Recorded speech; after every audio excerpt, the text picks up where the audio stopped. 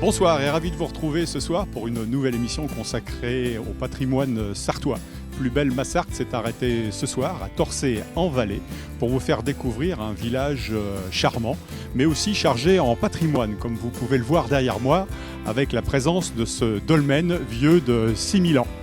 Dans la deuxième partie de l'émission, nous retrouverons nos chroniqueurs habituels avant de retrouver un petit peu plus tard Emmanuel Marzin, vice-président de la Fédération française de tennis de table. Voilà, on retrouve tout de suite monsieur le maire de Torcé en Valais, Jean-Michel Royer.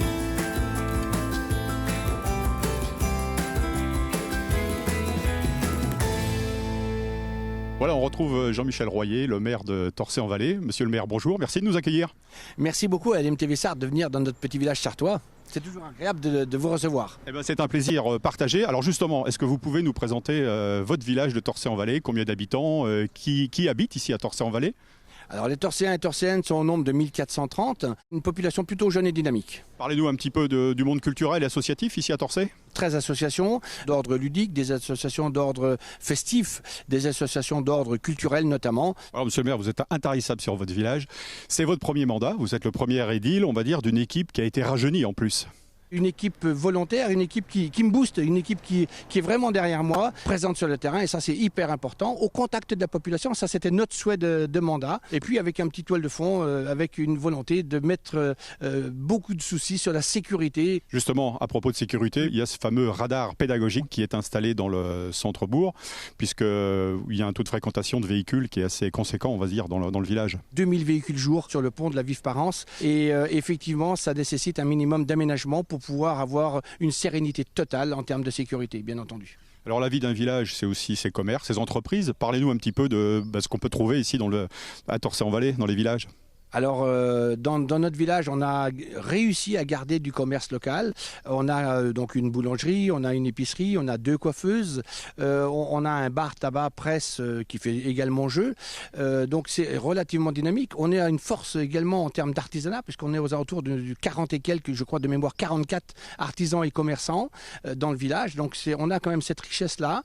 Et c'est important de garder cette dynamique, je dirais, en interne, à condition, bien entendu, que les gens puissent en vivre. Vous avez fait de belles choses. Les années passées nous ont permis donc de garder une école, puisqu'on avait une école relativement vétuste.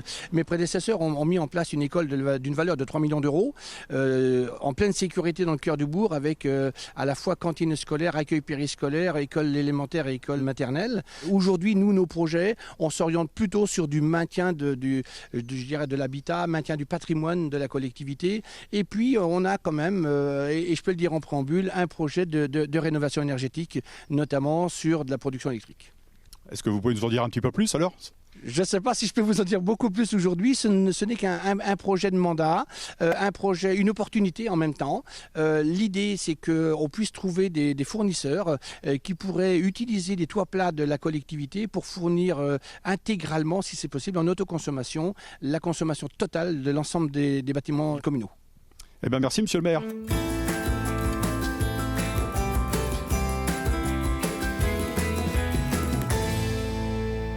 On se retrouve ici à l'école maternelle Marie-Pape Carpentier, qui est une Sartoise née à la Flèche, pour la petite histoire, avec Amandine Guillet, qui s'occupe de l'animation et des loisirs. Bonjour Amandine, est-ce que vous pouvez nous présenter justement votre rôle ici ? Je suis animatrice sur l'accueil périscolaire du matin et du soir, le centre de loisirs, et puis sur le temps du midi pour la mairie. Combien d'enfants ici à l'école Marie-Pape Carpentier ? Quelle est la tranche d'âge, on va dire, dont vous occupez ? Une centaine d'enfants sur l'école, de 3 à 11 ans. Alors on le voit ici en arrière-plan, il y a pas mal de décorations. Tout se passe avec de la récup pour tout ce qui est décoration et mise en place de jeux. Sur la commune, il se passe des choses également. Est-ce que vous pouvez nous en dire plus et à quel moment dans l'année ? On a commencé il y a 2 ans sur la thématique du coup de Pâques, où on a fait du coup des décorations qui se passent principalement sur le dolmen. Ensuite, c'est plusieurs thématiques comme l'été, Halloween un petit peu, sur Noël, et puis des jeux qu'on met en place en fonction aussi du coup des thèmes. Très bien. Alors pour finir, dernière question. Dites-nous un petit peu l'équipe d'animation qui est avec vous aussi, vos collègues. Ce projet est mis en place du coup par notre directrice, Laura Pellet. Et du coup, c'est mis en place aussi avec Camille Lecossier, Marine Baudouin. Eh bien voilà. Merci Amandine.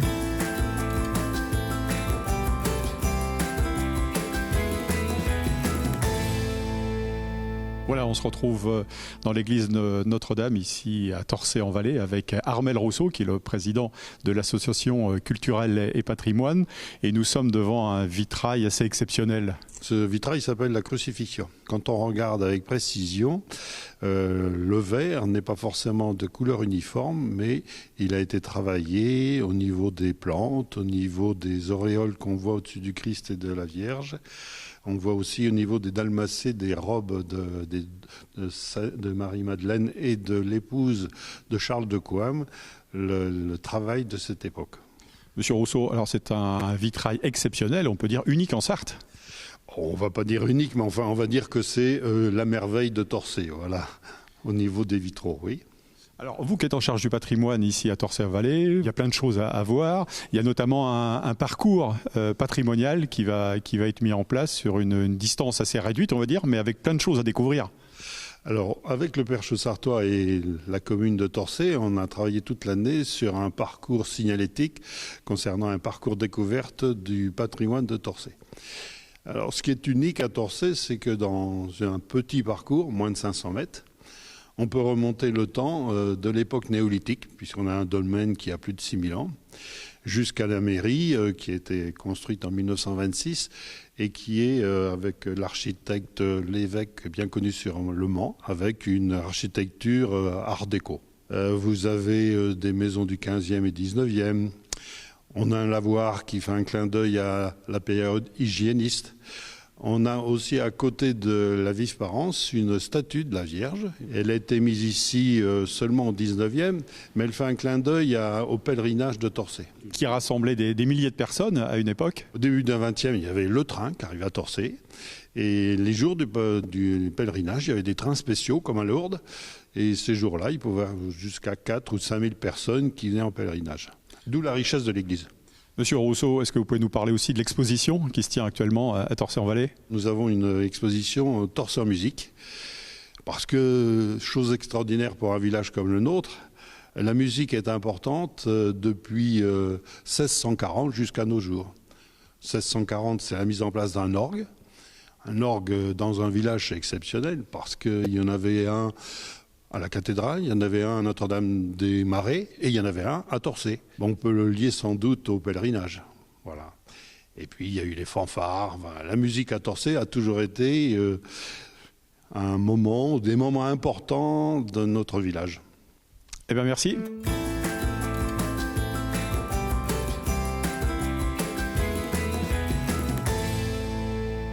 Sur le terrain de motocross de Torçay-en-Vallée, on va dire qu'ici c'est un lieu historique puisque depuis 1952 se déroulent des motocross de niveau international.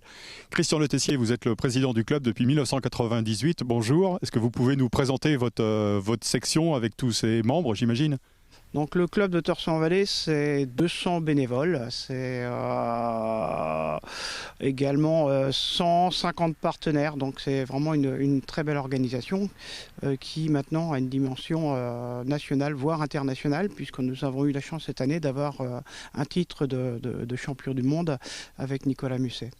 Alors, est-ce que cette année encore, on aura droit à un motocross international, motocross, mais aussi sidecar cross peut-être ?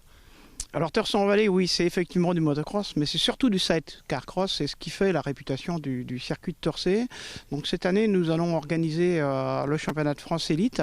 Donc c'est un championnat qui regroupe à la fois les meilleurs pilotes français et les pilotes étrangers qui ont pris une licence dans un club français, et ils sont nombreux puisque la France, a priori, propose des organisations de qualité reconnues au niveau mondial. Alors un clin d'œil, vous l'avez dit tout à l'heure à Monsieur Siri, qui a été l'un des membres actifs, l'un des créateurs ici du motocross, mais aussi une personnalité à l'échelon national puisqu'il faisait partie de la Fédération française. Oui, il a assumé le rôle de manager de l'équipe de France, donc il a accompagné les équipes de France dans le monde entier. Vraiment quelqu'un d'apprécié dans le monde de la moto, et d'ailleurs on a décidé de changer le nom du circuit, puisque auparavant, jusqu'en 98, le circuit s'appelait le circuit des kangourous. Donc maintenant nous sommes sur le circuit Marcel Siri. Un circuit qui a été refait, vous avez fait des travaux ces dernières années ? Oui, un circuit qui est refait régulièrement puisqu'on a des visites d'homologation maintenant tous les 4 ans. Les règles techniques et de sécurité évoluent en permanence. Moi, quand je suis arrivé sur le circuit, la délimitation, c'était des pneus de poids lourds qu'on a dû déposer, donc un boulot énorme. Christian Le Tessier, une dernière question. Est-ce qu'on peut imaginer revoir un jour un mondial de motocross ou de sidecar cross ici, à Torçay-en-Vallée? Il faudra peut-être voir ça avec monsieur le maire d'ailleurs. Ah, c'est aujourd'hui la question qui fâche. Voilà, on nous avait proposé de prendre une épreuve de mondial en 2021. Alors c'était vraiment la surprise puisque le grand patron du motocross français était venu nous rendre visite et il nous avait proposé justement de prendre une épreuve du mondial. Il avait été séduit par la qualité de l'organisation, par la disponibilité des bénévoles, par la préparation du circuit. Bon, il y a eu 2 années de Covid, ça a, je dirais, complexifié les choses. On a remonté le club progressivement, difficilement. Il ne s'agit pas de le faire plonger en organisant un mondial, donc il faut avoir toutes les garanties. Merci Christian et bravo encore pour ce que vous faites pour assurer la pérennité du motocross, une discipline chère à la famille Pichon que vous connaissez bien puisqu'il a été multiples fois champion du monde de motocross.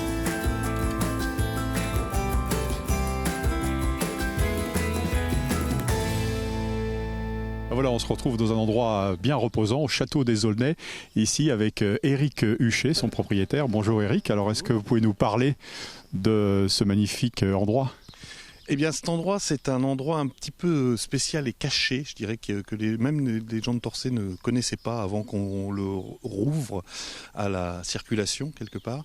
En fait, on est sur un lieu-dit typique de campagne avec le moulin, la ferme, même les fermes, diraient certains historiens, parce qu'il y a beaucoup de bâtiments, et le château, un bâtiment qui date de la fin du XVIe siècle.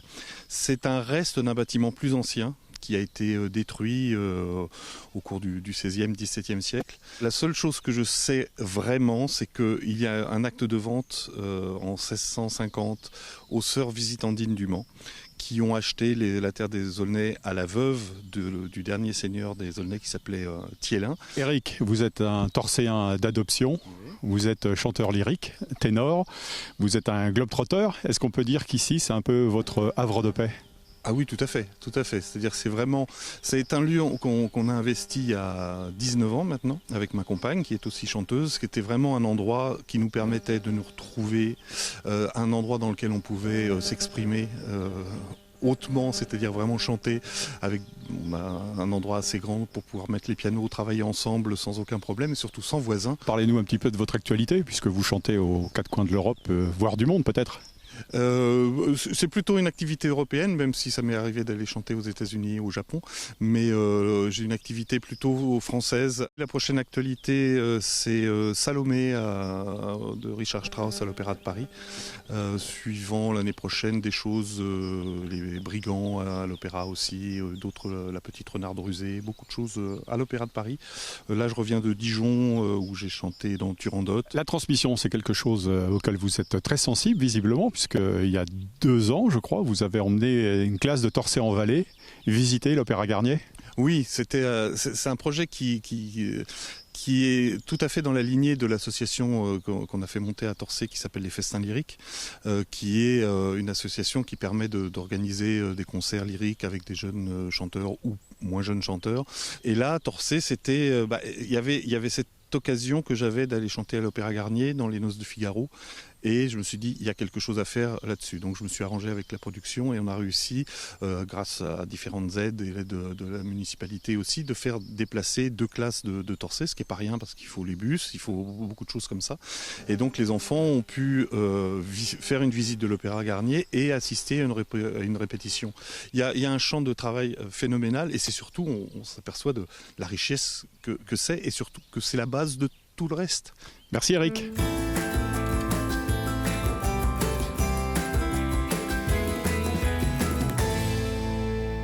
Voilà, on a parlé de patrimoine, on a parlé de culture, on a parlé de sport et avec monsieur le maire, on va terminer sur une note un peu poétique ici avec la Voie douce qui est un superbe endroit, monsieur le maire.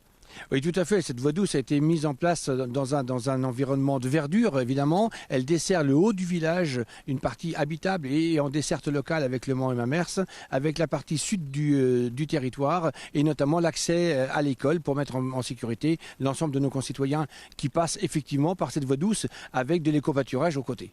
Eh bien, merci en tout cas de nous avoir accueillis. C'est moi qui vous remercie et je vous dis à très bientôt. À bientôt. Quant à nous, on se retrouve dans quelques instants pour la deuxième partie de l'émission avec nos chroniqueurs habituels. Et puis un petit peu après, on retrouvera Emmanuel Marzin, vice-président de la Fédération française de tennis de table.